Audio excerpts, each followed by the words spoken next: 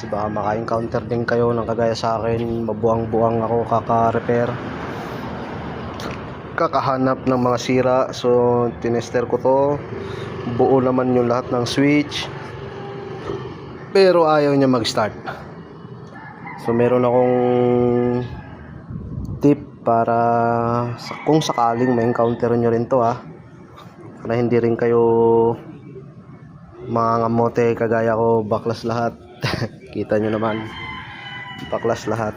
So ngayon ang ginawa ko, kasi buo naman yung ating relay, yung starting relay na to. So ang ginawa ko, nagtap ako dito sa kill switch natin, nagtap ako dito sa relay. Ito, yan, sa orange na yan. Tap ako, ito yung wire.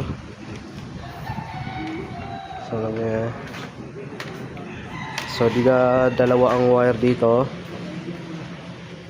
Itong wire na to, dalawa, kinuhanan ko ng itong green na to, ito yan, ito yung pink na yan.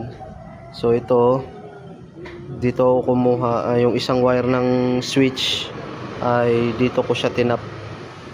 Ayan, malabo. So dyan ko siya tinap, guys. Alam ko ito ay sa ano to sa kill switch. May tatlo pa.